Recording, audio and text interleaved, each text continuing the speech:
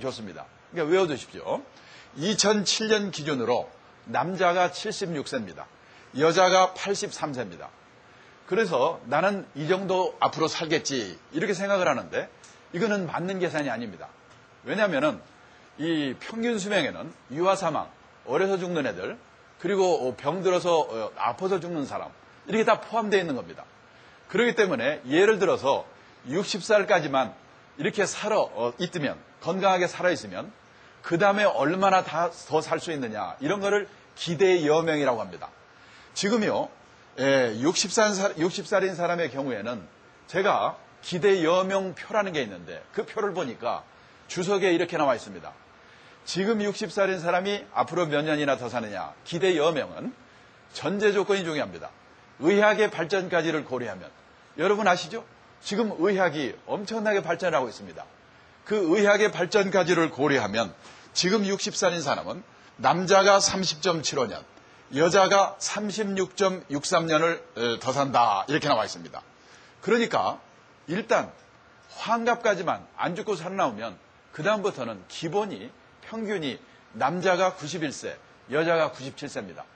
그러니까 여기 있는 학생들은 특별히 이 큰 병에 걸리거나 이런 일만 없으면 나는 100살까지 산다 이렇게 생각하시기 바랍니다. 여러분 부모를 보시면 알겠지만 부모님들 잘 보십시오. 이 남자가 여자보다 적응력이 없습니다. 이렇게 부부가 같이 살다가 나이가 들어가지고 남편은 혹시 부인이 먼저 죽으면 갑자기 심히 약해집니다. 그래서 3년 이내에 죽을 확률이 높습니다. 부인이 죽었는데도 10년 이상 사는 남자는 독한 남자에 해당합니다. 근데 반대로 여자들은 같이 살다가 남편이 먼저 죽으면 오히려 귀찮은 존재가 없어져가지고 15년 산다 이렇게 돼 있어요. 그래서 여성들이 오래 삽니다. 그런데 우리 보십시오. 결혼할 때 보시면 남편이 나이가 서너 살 정도로 이깁니다. 그러면 3+7 여성들은 남편이 죽고 나서도 10년 정도는 혼자 살아야 됩니다. 제가 작년 추석에 일본 동경에 가서 책을 몇 권 사왔습니다. 근데 그 책 제목이 뭔지 아십니까? 이 혼자 사는 사람의 얘기입니다. 일본에 65세 이상 노인 5명 중에 1명이 혼자 산답니다. 옛날에는요 혼자 사는 게 특별한 사연이 있는 사람이 혼자 삽니다. 근데 이제는 혼자 사는 게 보편화된 시대가 됐습니다. 그래서 여기 있는 여학생들은 앞으로 남편 돌아가시고 나서 10년 정도 혼자 살지도 모른다. 이거를 지금부터 준비하셔야 됩니다. 그게 싫으시면은 지금부터 더 나이 어린 학생과 결혼하면 됩니다. 여기서 고르지 말고 여의도 고등학교 앞에 가서 고르면 됩니다. 자, 그래서 요즘 우리나라에 재테크가 아주 난립니다. 금년에는 좀 이런 얘기가 들어갔는데 작년까지만 해도 사람들 만나면 부자 되세요, 부자 되세요. 이런 말 많이 듣죠? 왜 그러냐? 이 오래 사는 위험을 깨닫기 시작했습니다. 그래가지고 돈만 많이 벌어놓으면 이게 노후 대비가 되겠지. 그래서 지금 우리나라에 이 재테크가 난립니다. 그런데 여기 있는 학생들은 아셔야 될 게 뭐냐? 재테크로 안 되는 게 있습니다. 오래 사는 위험에 대비하는 것 중에서 돈으로 안 되는 거. 제일 중요한 게 뭐냐? 건강이죠. 이거는 제가 의사가 아니기 때문에 생각하겠습니다.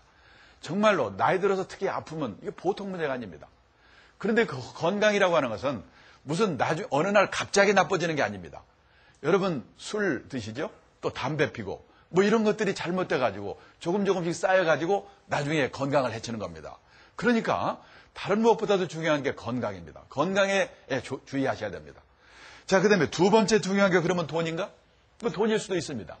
근데 제 생각에는 두 번째도 돈이 아니라고 생각합니다. 도대체 100살까지 뭐하고 살아야 되는가? 이게 앞으로 보통 문제가 아닙니다. 제가요, 작년에 일본에서 책을 한 권 또 사왔는데 그 제목이 뭐냐면 정년 후에 8만 시간 이런 책입니다. 제목이 참 희한하죠? 그래서 한 권을 샀습니다.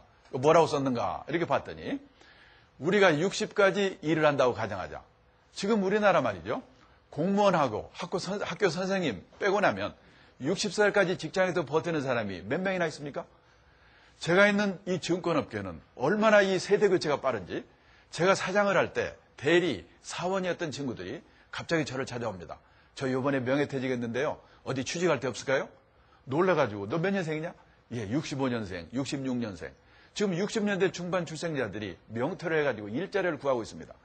그러니까 우리나라에서 60살까지만 직장에서 버티면 아주 끝내주는 사람입니다. 자, 그래서 어렵지만 60까지 일했다고 가정합니다. 그리고 80까지만 산다고 가정하자.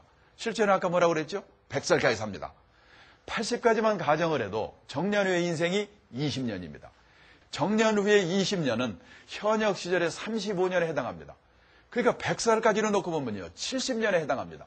도대체 이 긴 인생을 뭐하고 살아야 될 건가? 그래서요, 학생 시절부터도 그렇지만은 이 직장에 취직을 하고 나서도 무슨 높은 자리에 올라가고 뭐 명예 있는 자리에 올라가고 그런 것보다도 내가 어떻게 하면은 이 100살까지 무슨 일을 하고 살까? 이런 준비를 하고 사는 거. 이게 중요합니다. 역사적으로 보면 보통 건강 수명의 60% 정도는 일을 해야 한다고 그럽니다. 우리가 80까지 산다고 그러면 86, 48, 48년 정도는 일해야 됩니다. 우리가 25살에 예를 들어서 직장에 들어간다고 하더라도 70대 초반까지는 일을 해야 됩니다. 근데 요즘 우리나라는 그렇게 일할 기회를 주질 않습니다. 그러니까 준비를 해야 됩니다. 그래서 앞으로 직장인으로서 제일 중요한 것은 나는 어떻게 하면 늦게까지 일을 할 수 있을까? 그러기 위해서는 전문가가 돼야 됩니다. 남과 다른 점이 있어야 됩니다. 그거를 이 현역 시절에 준비를 하는 거. 이게 중요합니다. 그 다음에 이제 나이 들어서 돈이 없으면 서럽습니다. 그래서 나이 들어서 이 돈 문제로 고생을 하지 않도록 여러분이 월급을 받으시면 또는 돈을 벌어서 그걸 효율적으로 운영을 하셔야 됩니다. 효율적인 자산 운영. 이게 할 일입니다. 직장인으로서. 자, 이렇게 말씀드리면 이제 결국은 그러면 당신은 부동산 투자라고 하는 것입니까? 주식 투자라고 하는 것입니까? 이렇게 여러분이 생각할 수 있습니다. 그게 아닙니다. 지금까지의 자산 운영이라는 것은 뭐냐면 그냥 전략해서 은행에 예금해가지고 목돈이 되면 부동산 잘 잡으면 그걸로 끝났습니다. 그런데 앞으로 그 부동산이 이게 참 골치 아프게 생겼습니다. 여기 있는 학생들은 부모님의 영향을 받아서 이 부동산 불패신화, 앞으로 이 자산으로는 부동산만한 게 없다 이런 생각을 다 갖게 됩니다. 근데 앞으로는 조심하셔야 됩니다. 뭐냐면은 여기 지금 우리나라 그다음에 미국, 일본의 부동산하고 금융자산이 몇 대 몇인가 여기 나와 있습니다. 부동산이라는 건 뭐냐면 살고 있는 집 또는 땅, 가게 이게 부동산입니다. 그리고 금융자산이 뭐냐 나중에 자세히 설명하지만은 은행에 예금한 거, 주식, 채권, 펀드, 보험, 연금 이것 나중에 공부를 하십시오. 이런 것을 금융자산이라고 합니다. 자, 여러분 오늘 집에 가셔가지고 아버지 우리 집의 금융자산과 부동산의 비율이 얼마인지 내가 계산 좀 해보려고 하니까 나한테 좀 알려주세요. 그러면 안 됩니다. 이놈이 벌써부터 내 자산을 노리나? 이러면 큰일 납니다. 그러니까 절대 그건 물어보지 마시고 아버지 우리 집 부동산하고 금융자산의 비율이 몇 대 몇쯤 됩니까? 대충 좀 저한테 알려주세요. 그래가지고 비교를 해보시기 바랍니다. 우리나라는 2006년